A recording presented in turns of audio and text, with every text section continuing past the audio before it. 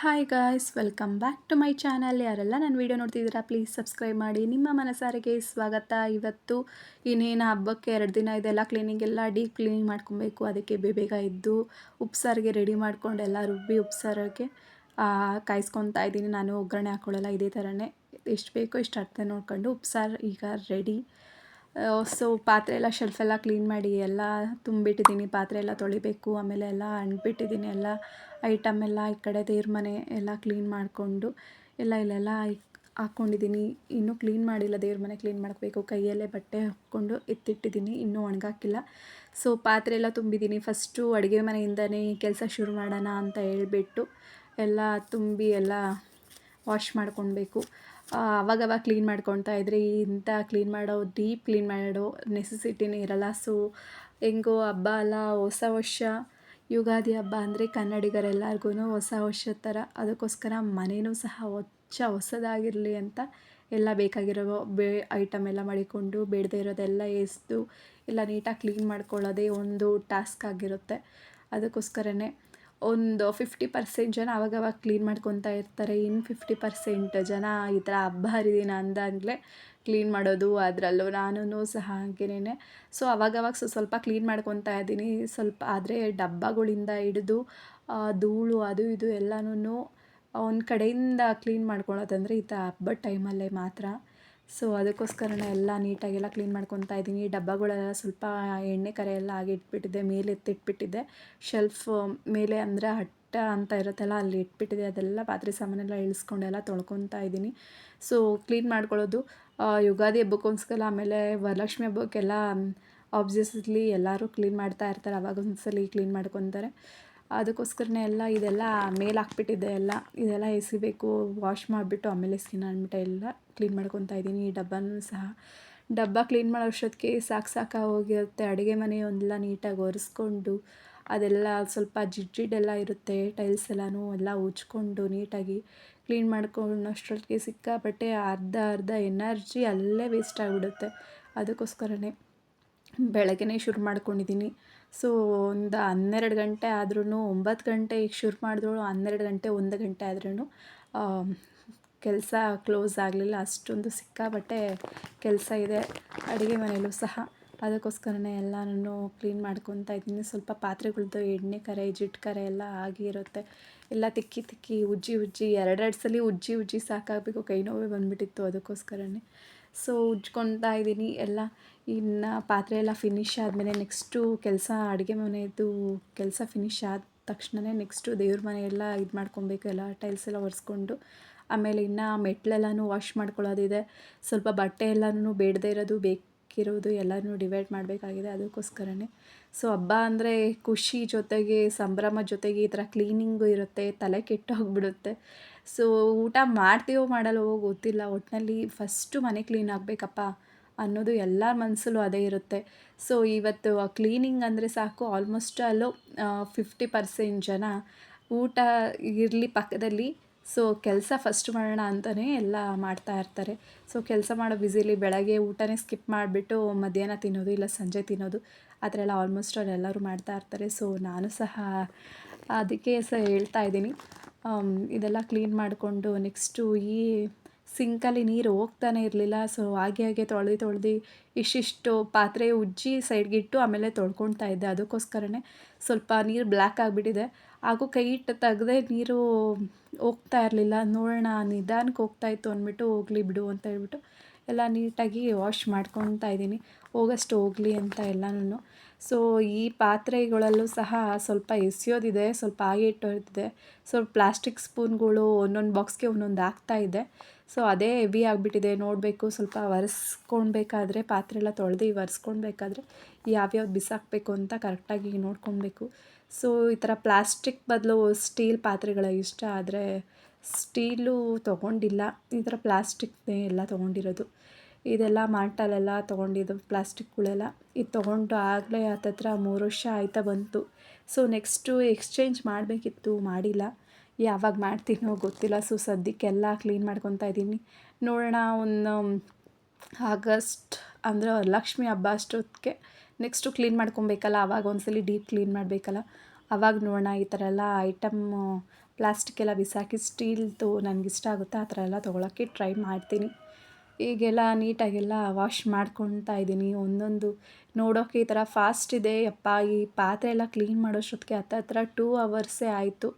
So ಅದು ಜಿಡ್ಡು ಅದು ಇದು ಎಲ್ಲ ಇರುತ್ತೆ ಕಲೆ, ಅದು ತಿಕ್ಕಿ ತಿಕ್ಕಿ ಸಾಕಾಗ್ತು, ಹೋಗ್ತಾನೆ ಇರಲಿಲ್ಲ. ಸೊ ಅದಕ್ಕೋಸ್ಕರನೇ ಕೈಯೆಲ್ಲ ತಿಕ್ಕಿ ಸೈಡಲ್ಲೆಲ್ಲ ಮಡಿಕೊಂಡು ತಿಕ್ಕಿ ಎಲ್ಲ ಸಾಹಸನೇ ಆಗೋಯ್ತು ಎಲ್ಲನೂ. ಅದಕ್ಕೋಸ್ಕರ ಹೆಂಗೋ ಆಯ್ತಲ್ಲ ತಿಕ್ಕೋಣ ಅಂತ ಹೇಳ್ಬಿಟ್ಟು ನೀಟಾಗಿ ತಿಕ್ಕೊತಾ ಇದ್ದೀನಿ. ಒಂದೊಂದು ಸೈಡಲ್ಲೇ ಸಣ್ಣ ಸಂದಿ ಗ್ಯಾಪಲ್ಲಿರುತ್ತೆ ಡಬ್ಬ ಸಂದಿ ಎಲ್ಲ, ಅದು ಹೋಗೋದೇ ಇಲ್ಲ, ತಿಕ್ಕಿ ತಿಕ್ಕಿ ಸಾಕಾಗುತ್ತೆ.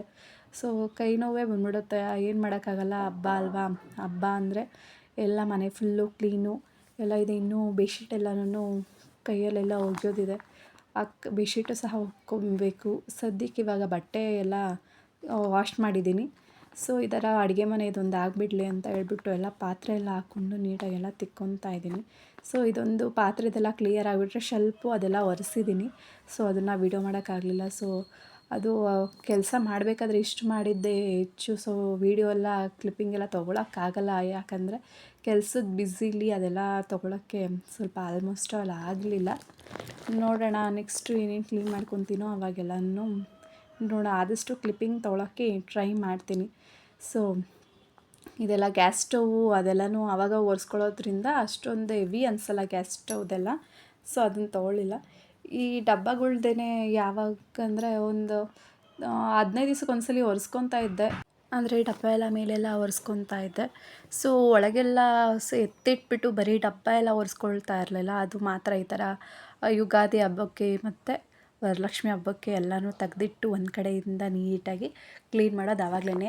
ಆವಾಗವಾಗ ಅಂದರೆ ಡಬ್ಬದ ಮೇಲೆಲ್ಲ ಒರೆಸ್ಕೊತಾ ಇರ್ತೀನಿ. ಶೆಲ್ಫೆಲ್ಲ ಸ್ವಲ್ಪ ಡಬ್ಬ ಎಲ್ಲ ಸೈಡಲ್ಲಿಟ್ಟು ಎಲ್ಲ ಒರೆಸ್ಕೊತಾ ಇರ್ತೀನಿ. ಸೊ ಈ ಥರ ಕ್ಲೀನ್ ಮಾಡೋದಂದರೆ ಈ ಥರ ಹಬ್ಬಗಳಿಗೆ ಮಾತ್ರ.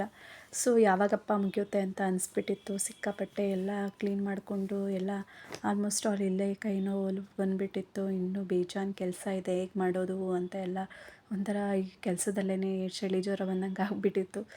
ಸೊ ಏನು ಮಾಡೋದು, ಮಾಡಬೇಕಲ್ವ ಅಂತ ಹೇಳ್ಬಿಟ್ಟು ಇನ್ನು ಈ ಪಾತ್ರೆ ತೊಳೆಯೋದೆಲ್ಲ ಮುಗ್ದಾದ್ಮೇಲೆ ಸ್ವಲ್ಪ ಸಿಂಕೆಲ್ಲನೂ ಸೀಟ್ಕೊಳ್ಬೇಕು. ಸಿಂಕೆಲ್ಲ ಸೀಟ್ಕೊಂಡಾದ್ಮೇಲೆ ಸ್ವಲ್ಪ ಸುಧಾರಿಸ್ಕೊಂಡು ನೆಕ್ಸ್ಟ್ ಕೆಲ್ಸಕ್ಕೆ ಹೋಗೋಣ ಅಂತ ಎಲ್ಲ ಹೇಳ್ಬಿಟ್ಟು ಬೇಗ ಬೇಗ ಅಂತೆಲ್ಲ ತಿರುಗ್ತಾಯಿದ್ದೆ. ಇದು ಹಿಟ್ಟಿನ ಕೋಲು ತಂದಿದ್ದೆಲ್ಲ ಮಾಡಿಸಿರೋದು ಇನ್ನೂ ಸ್ವಲ್ಪ ತಿಕ್ಕಾಗಿತ್ತು. ಈ ಸ್ವಲ್ಪ ಇನ್ನೊಂದಿದೆ ಸೆಟ್ಟು, ಇದು ಮಾಮೂಲಿ ಹಾಗೆ ಅಂತ ಯೂಸ್ ಮಾಡ್ತಾಯಿದ್ದೀನಿ. ನೆಕ್ಸ್ಟು ಸೆಟ್ಟಿದೆ, ಅದು ಸ್ವಲ್ಪ ದಪ್ಪ ಇದೆ, ಇಲ್ಲೆಲ್ಲ ಸೈಡ್ಗೆ ಇಟ್ಟಿದ್ದೀನಿ. ಸೊ ಎಲ್ಲ ಪಾತ್ರೆ ಎಲ್ಲ ಇಷ್ಟು ಸಿಂಪಲ್ ಇದು. ನೆಕ್ಸ್ಟು ಆ ಕಡೆ ಎಲ್ಲ ಇದೆ, ಅದೆಲ್ಲ ತೊಗೊಳಕ್ಕಾಗಲಿಲ್ಲ. ಸೊ ಇಷ್ಟು ಮಾತ್ರ ಸ್ಯಾಂಪಲ್ ಅಷ್ಟೇ. ಸೊ ಸಿಂಕೆಲ್ಲನೂ ನೀಟೆಲ್ಲ ಮಾಡಿಕೊಂಡು ಈ ಥರ ಎಲ್ಲ. ಸೊ ಡಬ್ಬ ಎಲ್ಲ ಸ್ವಲ್ಪ ಮಾತ್ರ ಒರೆಸ್ಕೊತಾ ಇದ್ದೀನಿ. ಇದೆಲ್ಲ ಆಲ್ಮೋಸ್ಟ್ ಆಲ್ ಹಾಕ್ಕೊಂಡೆಲ್ಲ ಒರೆಸ್ಕೊತಾ ಇದ್ದೀನಿ ಅಷ್ಟೇ. ಸೊ ಇನ್ನೂ ಪಾತ್ರೆ ಎಲ್ಲ ಒರೆಸೋದೆಲ್ಲ ಇದೆ. ಸದ್ಯಕ್ಕೆ ಇದೆಲ್ಲ ಇರಲಿ ಅಂತ ಇದು ಮಾಡಿಕೊಂಡೆ. ಸೊ ದೇವ್ರ ಪಾತ್ರೆ ಎಲ್ಲನೂ ಸ್ವಲ್ಪ ತೊಳ್ಕೊತಾ ಇದ್ದೀನಿ. ಇವಾಗ ದೇವ್ರ ಮನೆಯೆಲ್ಲ ಕ್ಲೀನ್ ಮಾಡ್ಕೊಳ್ಬೇಕು. ಸೊ ಅದಕ್ಕೆ ಮುಂಚೆ ಇದೆಲ್ಲ ಪಾತ್ರೆ ಎಲ್ಲ ದೇವ್ರ ಸಾಮಾನೆಲ್ಲ ತೊಳ್ಕೊಂಡು ನೆಕ್ಸ್ಟು ದೇವ್ರ ಮನೆಯೆಲ್ಲ ನೀಟಾಗಿ ಒರೆಸ್ಕೊಳ್ಳೋಣ. ಇದೆಲ್ಲ ಸ್ವಲ್ಪ ಉಜ್ಜಿಬಿಟ್ಟು ನಾನು ದೇವ್ರ ಪಾತ್ರೆ ಏನಿದ್ರೂ ಹುಣಸೆಹಣ್ಣು ಇಲ್ಲಾಂದರೆ ಸಬೀನ ತೊಗೊಳ್ತೀನಿ, ಯೂಸ್ ಮಾಡ್ತೀನಿ. ಸೊ ಹುಣಸೆಹಣ್ಣಲ್ಲಿ ಸ್ಟಾರ್ಟಿಂಗು ಎಲ್ಲ ಚೆನ್ನಾಗಿ ತಿಕ್ಕೊಂಡು ನೆಕ್ಸ್ಟು ಸಬೀನದಲ್ಲಿ ತಿಕ್ಕೊಂಡು ಒಂದು 5 ನಿಮಿಷ ಹಾಗೆ ಸೈಡಲ್ಲಿ ಇಟ್ಬಿಟ್ಟಿರ್ತೀನಿ.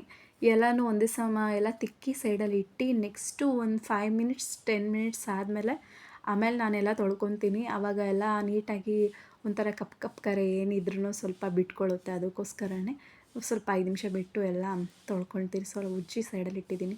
ಈಗ ದೇವ್ರ ಮನೆಯೆಲ್ಲ ಕ್ಲೀನ್ ಮಾಡ್ಕೊತಾ ಇದ್ದೀನಿ. ದೇವ್ರ ಮನೆಯೆಲ್ಲ ಸ್ವಲ್ಪ ಯಾವಾಗಲೂ ಕ್ಲೀನ್ ಮಾಡಲ್ಲ. ಸೊ ಹಬ್ಬದ ಟೈಮ್ ಅಂದರೆ ಮಾತ್ರ ಆ ದೇವ್ರ ಮನೆಯೆಲ್ಲ ಕ್ಲೀನ್ ಮಾಡ್ಕೊಳ್ಳೋದು. ಪೂಜೆ ಮಾಡಿದಾಗೆಲ್ಲನೂ ಸೈಡೆಲ್ಲ ಸೀಟ್ಕೊಂಡೆಲ್ಲ ಇದು ಮಾಡ್ತೀನಿ. ಆದರೆ ಟೈಲ್ಸು ಅದು ಇದು ಎಲ್ಲ ಒರೆಸ್ಕೊಳ್ಬೇಕಂದ್ರೆ ಜಸ್ಟ್ ಹಬ್ಬದ ದಿನ ಮಾತ್ರನೇ ಸಿಂಪಲ್ಲಾಗಿ ಅಲ್ಲೆಲ್ಲ ಒರೆಸ್ಕೊತಾ ಇದ್ದೆ. ಸೊ ಹಬ್ಬದ ಟೈಮಲ್ಲಿ ಅಂದರೆ ಸಿಕ್ಕಾಪಟ್ಟೆ ಎಲ್ಲ ತಿಕ್ಕಿ ಎಲ್ಲ ಎಣ್ಣೆ ಕರೆ ಎಲ್ಲ ದೇವ್ರ ಮನೆಯೆಲ್ಲ ಆಗಿರುತ್ತೆ, ದೀಪದ ಎಣ್ಣೆಲ್ಲ ತಿಕ್ಕೊಂಡು ಇದು ಮಾಡ್ತೀನಿ. ಫೈನಲಿ ಈ ಥರ ಇದೆ, ಕ್ಲೀನ್ ಆಗಿದೆ. ಸೊ ನೆಕ್ಸ್ಟು ದೇವ್ರ ಸಾಮಾನೆಲ್ಲ ತೊಳ್ಕೊಂಡು ಒರೆಸ್ಕೊಂಡು ಅದೆಲ್ಲ ಎತ್ತಿಕ್ಕಿದ್ದೀನಿ. ಸೊ ಇದು ಹಬ್ಬದ ದಿನ ಪೂಜೆ ಮಾಡೋಣ ಅಂತ ಹೇಳ್ಬಿಟ್ಟು ಇನ್ನೂ ನಾಮ ಏನೂ ಇಟ್ಟಿಲ್ಲ, ಎಲ್ಲ ಹಾಗೇ ಇಟ್ಟಿದ್ದೀನಿ ಎಲ್ಲನೂ. ನೆಕ್ಸ್ಟು ಸೊ ಮೆಟ್ಲು ವಾಶ್ ಮಾಡಬೇಕು ಇವಾಗ. ಸೊ ಇವಾಗ ನೀರೆಲ್ಲ ತೊಳ್ಕೊತಾ ಇದ್ದೀನಿ, ತುಂಬ್ಕೊತಾ ಇದ್ದೀನಿ. ಸ್ವಲ್ಪ ಮೆಟ್ಲು ಅಂದರೆ ಸಾಕು, ಮೆಟ್ಟಲ್ದು ಕಂಬಿ ಎಲ್ಲ ಒರೆಸಿ ಎಲ್ಲ ಮೆಟ್ಲೆಲ್ಲ ಪರ್ಕೆಲೆಲ್ಲ ಉಜ್ಜಿ ತಿಕ್ಕಿ ಸಾಕಾಗಿರುತ್ತೆ. ಈಗ ಸಿಕ್ಕಾಪಟ್ಟೆ ಗಾಳಿ ಬಿಸಿಲಿದ್ರೂ ಗಾಳಿಗೆ ಏನು ಕಮ್ಮಿ ಇಲ್ಲ, ಎಲ್ಲ ಬೀಸ್ತಾ ಇರುತ್ತೆ ಧೂಳು. ಪಕ್ಕದಲ್ಲಿ ಬೇರೆ ಮನೆ ಕಟ್ತಾ ಇದ್ದಾರೆ, ಅದಕ್ಕೋಸ್ಕರ ಅದೆಲ್ಲ ಧೂಳು ಸಿಕ್ಕಾಪಟ್ಟೆ ಇರುತ್ತೆ, ಅದಕ್ಕೋಸ್ಕರನೇ. ಸೊ ಇದು ವಾರಕ್ಕೊಂದ್ಸಲಿ ತಿಕ್ಕೊತಾ ಇರ್ತೀನಿ, ಆದ್ರೂ ಎಲ್ಲಿಂದ ಇರುತ್ತೋ ಆ ಚಪ್ಪಲಿ ಕರೆ, ಆಮೇಲೆ ಧೂಳು, ಏನಾದರೂ ಗಾಳಿಗೆ ಬಂದಿರುತ್ತಲ್ಲ ತಿಂಡಿದು ಇರುವೆದು ಸಣ್ಣ ಸಣ್ಣದು, ಅದರಿಂದ ಸೊ ಮೆಟ್ಲೆಲ್ಲ ಗಲೀಜು ಅಂದರೆ ಗಲೀಜಾಗ್ತಾ ಇರುತ್ತೆ. ವಾರಕ್ಕೊಂದ್ಸಲಿ ತೊಳ್ಕೊಂಡ್ರೂ ಸಹ ನಾನೇ ಮೆಟ್ಲು ತೊಳೆಯೋದು, ಇನ್ಯಾರೂ ಮೆಟ್ಲು ತೊಳೆಯಲ್ಲ. ಯಾಕಂದರೆ ಲಾಸ್ಟ್ ವೀಡಿಯೋದಲ್ಲೇ ಹೇಳಿದ್ದೀನಿ ಎಲ್ಲ ವಯಸ್ಸಾದವರು, ಆಮೇಲೆ ಪಾಪು ಅದಕ್ಕೋಸ್ಕರನೇ ಎಲ್ಲ ನಾನು ಮಾತ್ರನೇ ವಾಶ್ ಮಾಡ್ಕೊಳ್ಳೋದು. ಸೊ ವಾಶ್ ಮಾಡಿದೆ, ಈಗ ಮಖಾನ ಇತ್ತು. ಸೊ ಈವ್ನಿಂಗ್ ಆಯಿತು, ನನ್ನ ಮಗನಿಗೆ ಏನಾದರೂ ಸ್ನ್ಯಾಕ್ಸ್ ಥರ ಮಾಡ್ಕೊಳ್ಳೋಣ ಅಂತ ಹೇಳ್ಬಿಟ್ಟು ಮಖಾನ ಇತ್ತು, ತಂದಿಟ್ಬಿಟ್ಟಿದ್ದೆ, ಮಾಡೇ ಇರಲಿಲ್ಲ. ಅದಕ್ಕೆ ಸೊ ಮಾಡೋಣ ಅಂತ ಹೇಳ್ಬಿಟ್ಟು ಇದು ಸ್ವಲ್ಪ ಸ್ಕಿಪ್ಪಿಂಗ್ ತೊಗೊಂಡಿದ್ದೀನಿ ಅಷ್ಟೇ.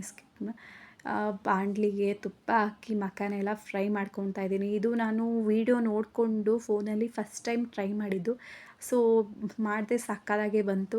ಸೊ ಇದೆಲ್ಲ ಕಮ್ಮಿ ಉರಿ ಮಾಡಿಕೊಂಡು ಎಲ್ಲ ತುಪ್ಪ ಹಾಕ್ಕೊಂಡು ಚೆನ್ನಾಗಿ ಫ್ರೈ ಮಾಡಿ ಗ್ಯಾಸ್ ಆಫ್ ಮಾಡಿದ್ಮೇಲೆ ಹಚ್ಕಾಕ್ಬಿಟ್ಟು ಚಾಟ್ ಮಸಾಲ ಉಪ್ಪು ಹಾಕ್ಕೊಂಡು ಫ್ರೈ ಮಾಡಿದರೆ ಸಕ್ಕತ್ತಾಗಿರೋ ಅಂಥ ಮಖಾನ ಸ್ನ್ಯಾಕ್ಸ್ ರೆಡಿ.